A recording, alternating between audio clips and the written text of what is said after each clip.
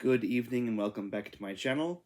I am the Loyal Hufflepuff, and tonight we will continue our reading in Siege and Storm.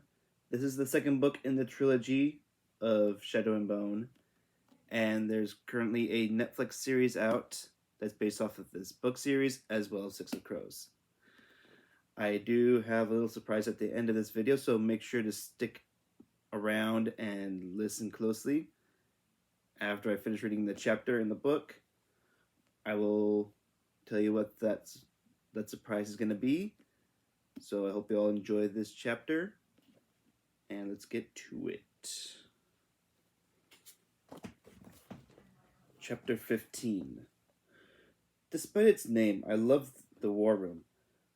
The cartographer in me couldn't resist the old maps wrought in animal hide and embellished in whimsical detail. The gilded lighthouse at Oscurvo, the mountain temples of the Shu, the mermaids that swam at the edges of the sea. I looked around the table at the faces of the Grisha, some familiar, some new. Any one of them could be a spy for the Darkling, the king, the apparat. Any one of them could be looking for the chance to get me out of the way and assume power. Toya and Timor stood outside, just a shout away in case of trouble, but it was Maul's presence that gave me comfort. He sat at my right in his rough-spun clothes, the sunburst pinned above his heart. I hated to think of him leaving so soon for the hunt, but I had to admit a distraction might be a good thing. Maul had taken pride in being a soldier, and, though he tried to hide it, I knew the king's ruling weighed heavily on him. That he'd guessed I was keeping something from him didn't help either. Sergei sat to Maul's right, his arms crossed solemnly over his chest. He wasn't happy to be sitting next to an Otkazatsia guard, and he was even less pleased that I insisted on seating a fabricator directly to my left, in what was considered a position of honor. She was a Soli girl named Paja, whom I'd never met before.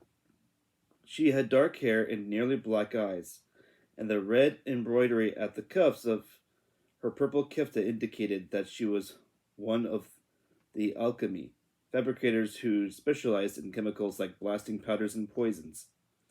David sat further down the table, his cuffs emblazoned in gray. He worked in glass, steel, wood, stone, anything solid. David was a durist, and I knew he was the best of them because the Darkling had chosen him to forge my collar. Then there was Fadir and Zoya beside him, gorgeous as always, in etherealky blue. Across from Zoya sat Pavel, the dark-skinned Inferni who'd spoken so angrily against me the previous day. He had narrow features and a chipped tooth that whistled slightly when he talked. The first part of the meeting was spent discussing the numbers of Grisha at the various outposts around Ravka, and those who might be in hiding. Zoya suggested sending messengers to spread the news of my return and offer full and free pardon to those who swore their allegiance to the Sun Summoner. We spent close to an hour debating the terms and wording of the pardon. I knew I would have to take it to Nikolai for the king's approval, and I wanted to step carefully. Finally, we agreed on loyalty to the Ravkan throne and the Second Army. No one seemed happy with it, so I was pretty sure we'd gotten it right. It was Fadir who raised the issue of the apparat. It's troubling that he's evaded capture this long. Has he tried to contact you? Pavel asked me. No, I said. I saw the skepticism in his face. He's been spotted in Kursky and Ravost, said Fadir. He shows up out of nowhere to preach, then disappears before the king's soldiers can close in.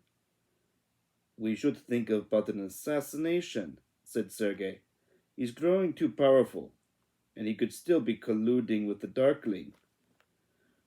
We'd have to find him first, observed Paja.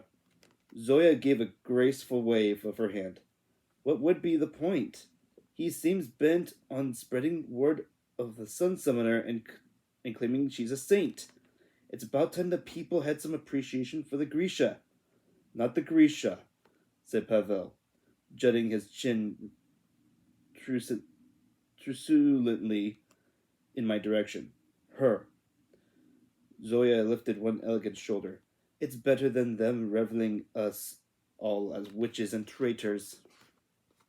Let the king do the dirty work, said Fadir. Let him find the apparatus and execute him, and let him suffer for the people's wrath. I couldn't believe we were calmly debating a man's murder, and I wasn't sure I wanted the apparatus dead. The priest had plenty to answer for, but I wasn't convinced he was still working with the Darkling. Besides, he'd given me the Histori Sanctia, and that meant he was a possible source of information. If he was captured, I could only hope the king would keep him alive enough for questioning. Do you think he believes it? Asked Zoya, studying me. That you're a saint risen and back from the dead? I'm not sure it makes a difference. It would help to know just how crazy he is. I'd rather fight a traitor than a zealot, Maul said quietly. It was the first time he'd spoken. I may have some old contacts in the First Army who will still talk to me. There are rumors of soldiers defecting to join him, and if that's the case, they must know where he is. I stole Zoya a glance. She was gazing at Maul with those impossibly blue eyes. It seemed like she spent half the meeting batting her lashes at him. Or maybe I was imagining things. She was a powerful squaller and potentially a powerful ally, but she'd also been one of the Darkling's favorites, and that certainly made her difficult to trust. I almost laughed out loud. Who was I kidding? I hated even sitting in the same room with her. She looked like a saint.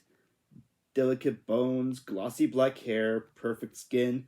All she needed was a halo. Maul paid her no attention, but a twisting feeling in my gut made me think he was ignoring her a little too deliberately. I knew I had more important things to worry about than Zoya. I had an army to run and enemies on every side, but I couldn't seem to stop myself. I took a breath and tried to focus. The hardest part of the meeting was still to come. As much as I just wanted to curl up somewhere quiet and dark, there were things that needed to be addressed. I looked around the table and said, You need to know what we're up against. The room fell silent. It was as if a bell had rung, as if everything that had come before was mere plague acting. And now the real meeting had begun. Piece by piece, I laid out what I knew about Nishovia, their strength and size, their near invulnerability to bullet and blade, and most important, the fact that they did not fear sunlight. But you escaped, Paja said tentatively, so they must be mortal. My power can destroy them. It's the one thing they don't seem able to recover from. But it isn't easy. It requires the cut, and I'm not sure how many I can handle at once. I didn't mention the second amplifier. Even with it, I knew I couldn't withstand the onslaught of a fully formed shadow army, and the fetter was a secret I intended to keep, at least for now. We only escaped because Prince Nikolai got us outside the Darkling's range, I continued. They seemed to need to be close to their master. How close? Asked Pavel. I looked to Maul. Hard to say, he replied. A mile, maybe 2. So there's some limit to his power, Fadir said, with no small amount of relief. Absolutely. I was glad to be able to relate something that wasn't completely dire. We'll have to enter Ravka with his army to get to us. That means we'll have warning, and that he'll be vulnerable. He can't summon them the way he summons darkness. The effort seems to cost him. Because he's not Grisha power, David said. It's Murzost. In Rafkin, the word for magic and abomination was the same. Basic Grisha theory stated that matter couldn't just be created from nothing, but that was a tenet of the small science. Murzost was different. The corruption of the making at the heart of the world. David fiddled with a loose thread at his sleeve. That energy, that substance, has to come from somewhere. It must be coming from him. But how is he doing it? Asked Zoya. How. No, sorry. Has there ever been a Grisha with this kind of power? The real question is how to fight them, said Fyodor. Talk turned to defense of the little palace and the possible advantages of confronting the Darkling in the field. But I was watching David. When Zoya had asked about other Grisha, he looked directly at me for the first time since I'd arrived at the little palace. Well, not at me exactly, but at my collar. He'd gone right back to staring at the table, but if possible, he seemed even more uncomfortable than before. I wondered what he might know about Morozova, and I wanted an answer to Zoya's question too. I didn't know if I had the training or the nerve to attempt such a thing, but was there a way to summon soldiers of light to fight the Darkling's shadow army? Was that the power the three amplifiers might give me? I meant to try to talk to David alone after the meeting, but as soon as we adjourned, he shut out the door. Any thoughts I had of cornering him in the Metrolki workshops that afternoon were squelched by the piles of paper waiting for me in my chambers. I spent hours preparing the Grisha pardon and signing countless documents guaranteeing funds and provisions for the outposts the Second Army hoped to reestablish on Ravka's borders. Sergei had tried to manage some of the Darkling's duties, but much of the work had simply gone unattended. Everything seemed to be written in the most confusing way possible. I had to read and reread what should have been simple requests. By the time I had made a small dent in the pile, I was late for dinner. My first meal in the domed hall. I would have preferred to take a tray in my room, but it was important that I assert my presence at the little palace. I also wanted to make sure my commands were were being followed, and that the Grisha were actually mixing the orders. I sat at the Darkling's table. In an effort to get to know some of the unfamiliar Grisha, and to avoid giving them any excuse to form a new elite, I decided that different people would dine with me every night. It was a nice idea, but I had none of Maul's easy way or Nikolai's charm. The conversation was tilted and poke-marked with awkward moments of silence. The other tables didn't seem to be faring much better. The Grisha sat side by side in a jumble of red and purple and blue. Barely speaking, the clink of silverware echoed off the cracked dome. The fabricators had not yet begun their repairs. I didn't know whether to laugh or scream. It was as if I'd asked them to take supper next to a Volkra. At least Sergei and Marie seemed content, even if Nadia looked like she wanted to disappear into the butter dish as they cuddled and cooed beside her. I was happy for them, I supposed, and maybe a little jealous too. I made a silent count. 40 Grisha, maybe 50. Most of them barely out of school. Some army. I thought with a sigh. My glorious reign was off to a miserable start. Maul had agreed to join the hunting party, and I rose early the next morning to see him off. I was beginning to realize that we would have less privacy at the little palace than we'd had on the road. Between Tolia and Timur and the constantly hovering servants, I'd started to think we might never get a moment alone. I had lain awake the previous night in the Darkling's bed, remembering the way Maul had kissed me at the dacha, wondering if I might hear his knock at my door. I'd even debated crossing the common room and tapping at the guards' quarters, but I wasn't sure who was on duty, and the thought of Tolia and Timur answering made me prickly with embarrassment. In the end, the fatigue of the day must have made the decision for me, because the next thing I knew, it was morning. By the time I reached the Double Eagle Fountain, The path to the palace gates was swarming with people and horses. Vasily and his aristocrat friends in their elaborate riding regalia, First Army officers in their sharp uniforms, and behind them a legion of servants in white and gold. I found Maul checking his saddle near a group of royal trackers. He was easy to pick out in his peasant rough spun. He had a gleaming new bow on his back and a quiver of arrows, fletched in the pale blue and gold of the Rufkin king. The formal Rufkin hunt forbade the use of firearms, but I noticed that several of the servants had rifles on their backs, just in case the animals proved to be too much for their noble masters. Quite a show, I said, coming up beside him. Just how many people does it take to bring down a few boar? Maul snorted. This is nothing. Another group of servants left before dawn to set up the camp. Saints forbid a prince of Ravka should be kept waiting on a hot cup of tea. A horn blew and the riders began to fall into place in a clutter of hooves and clanking stirrups. Maul shook his head and gave a firm tug on the cinch. Those boar had better be deaf, he grumbled. I glanced around at the glittering uniforms and the high-polished boots. Maybe I should have outfitted you in something a little more shiny. There's a reason peacocks aren't birds of prey, he said with a grin. It was an easy, open smile, the first I'd seen in a long time. He's happy to be going, I realized. He's grumbling about it, but he's glad. I tried not to take it personally. Are you like a big brown hawk? I asked. Exactly. Or an overlarge pigeon. Let's stick with hawk. The others were mounting up, turning their horses to join the rest of the party as they headed down the gravel path. Let's go, Ortsev, called a tracker with sandy hair. I felt suddenly awkward, keenly aware of the people surrounding us, of their inquisitive stares. I had probably breached some kind of protocol by even coming to say goodbye.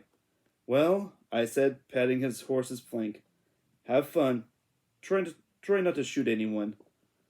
Got it. Wait, don't shoot anyone? I smiled, but it felt a bit forced. We stood there a moment longer, the silence stretching out between us. I wanted to fling my arms around him, bury my face in his neck, and make him promise to be safe, but I didn't. A rueful smile touched his lips. He bowed. Mois Suravigny, he said. My heart twisted in my chest.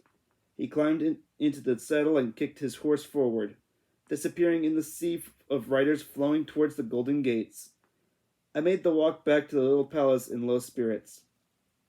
It was early, but the day was already growing warm. Tamar was waiting for me when I emerged from the wooded tunnel. He'll be back soon enough, she said. No need to look so glum. I know, I replied, feeling foolish. I managed to laugh as we crossed the lawn down to the stables. At Karamzin, I had a doll I made out of an old sock that I used to talk to whenever he was away hunting. Maybe that would make me feel better. You were an odd little girl. You have no idea. What did you and Toya play with? The skulls of our enemies. I saw the glint in her eye, and we both burst out laughing.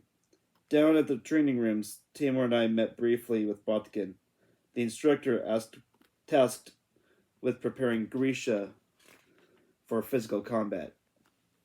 The old mercenary was instantly enchanted with Tamar, and they yammered away at each other in Shu for nearly 10 minutes before I managed to raise the issue of training the fabricators. Botkin can teach anyone to fight, he said in his thick accent. The dim light gave the ropey scar at his throat a pearly sheen. Taught little girl to fight, no? Yes, I agreed, wincing at the memory of Botkin's grueling drills and the beatings I'd taken at his hands. But little girl is not so little anymore, he said, taking in the gold of my kefta. You come back to train with Botkin. I hit big girls same as little girl. That's an eagle egalitarian of you, I said, and hurried Tamar out of the stables before Botkin decided to show me just how fair-minded he could be. I went straight from the stables to another war council meeting. Then I just had time to tidy my hair and brush off my kefta before heading back to the Grand Palace to join Nikolai as the king's advisors briefed him on Oz Alta's defenses. I felt a bit like we were children who had intruded on the adults. The advisors made it clear that they felt we were wasting their time, but Nikolai seemed unfazed. He asked careful questions about armaments, the number of troops stationed around the city walls, the warning system that was in place in case of attack. Soon the advisors had lost their condescending air and were conversing with him in earnest, asking about the weaponry he'd brought with him from across the fold and how it might be best deployed. He had me give a short description of the Nishovia to help make the case for arming the Grisha with new weapons as well. The advisors were still deeply suspicious of the Second Army, but on the walk back to the little palace, Nikolai seemed unconcerned. They'll come around in time, he said. That's why you need to be there, to reassure them and to help them understand that the Darkling isn't like other enemies. You think they don't know that? I asked, incredulously. They don't want to know it. If they can maintain the belief that the Darkling can be bargained with or brought to heel, then they don't have to face the reality of the situation.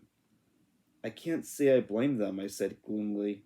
It was all well and good to talk about troops and walls and warnings, but I doubted it would make much difference against the Darkling's shadow soldiers.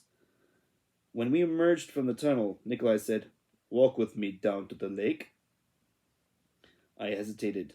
I promised not to drop to one knee and start composing ballads to your beauty. I just want to show you something. My cheeks went red, and Nikolai grinned. You should see if the corporalki can do something about that blush, he said, and strolled off around the side of the little palace to the lake. I was tempted to follow just for the pleasure of pushing him in. Although, could the corporalki fix my blushing? I shook the ridiculous thought from my head. The day I asked the Kerpelnik to tend to my blushes was the day I'd be laughed out of the little palace. Nikolai stopped on the gravel path halfway down to the lake, and I joined him there. He pointed to a strip of beach on the far shore, a short distance from the school. I want to construct a pier there, he said. Why? So I can rebuild the Hummingbird. You really can't keep still, can you? Don't you have enough on your plate? He squinted out at the glittering surface of the lake. Alina, I'm hoping we can find a way to defeat the Darkling. But if we can't, we need a way to get you out. I stared at him. What about the rest of the Grisha? There's nothing I can do for them. I couldn't quite believe what he was suggesting. I'm not going to run. I had a feeling you'd say that, he said with a sigh. And you? I said angrily. Are you going to just fly away and leave the rest of us to face the Darkling? Come now, he said. You know I've always wanted a hero's funeral. He looked back at the lake. I'm happy to go down fighting. But I don't want my parents left to the Darkling's mercy. Will you give me 2 squallers to train? They're not gifts, Nikolai, I said, thinking of the way the Darkling had made a present of Genya to the Queen. But I'll ask for volunteers. Just don't tell them what it's for. I don't want the others to get discouraged or start vying for places aboard the craft. And one more thing, I said. I want you to make room for Bagra. She shouldn't have to face the Darkling again. She's been through enough. Of course, he said, then added, I still believe we can win, Alina. I'm glad someone does, I thought dismally, and turned to go inside. That is the end of chapter 15. Let's see, do I have time to do one more chapter? Or should I wait till...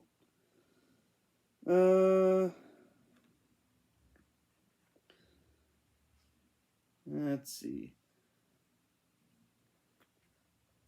I think, I'll hold... Let's see here. Let me just see.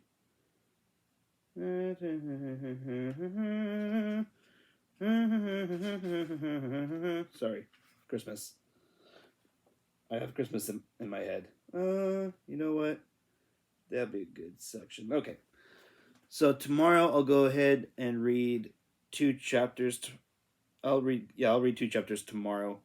These next 2 are not too long, so I'll go ahead and read those tomorrow and set you guys up. I think I've got it narrowed down to a science, hopefully. But anywho, I hope you all are enjoying this book. I'll go ahead and give you that surprise and show you. I got 6 of Crows. My wife and I went to Barnes & Noble yesterday. Actually, today, rather. And I got, it was a buy one, get one half off. I got 6 of Crows. And I got the Crooked Kingdom. I got the duology. So when we get done with this trilogy, these will be the next 2 books for me to read. And I hope you all are getting excited about that. I'm starting to get a new routine down for comparing. I'm starting to get the routine back down with going over the Shadow and Bone and this book, the Shadow and Bone book. I'm getting that routine down again. I've been trying to get back to routine, and my wife's going to be working at Disneyland in about a week. So again, things are going to be different when it comes to recording. But I do hope you all enjoyed this video. If you want... Excuse me. If you all enjoyed this video, please put a comment down below. Make a comment down below. And if you are excited about this new duology that I'm going to be reading after this trilogy, I hope this all gets you to be excited about it. Also, if you guys have any other suggestions about readings, or wanting to let me know how things are going with my videos, if you have a suggestion, please make it a very nice comment down below. I've been enjoying reading your guys' comments. I hope you all, like I said before, enjoyed this video. If you want to help support this video, please like and subscribe to my channel. And we will see you all in the next video. As always, I am the Loyal Hufflepuff, and I hope you all have a wonderful evening.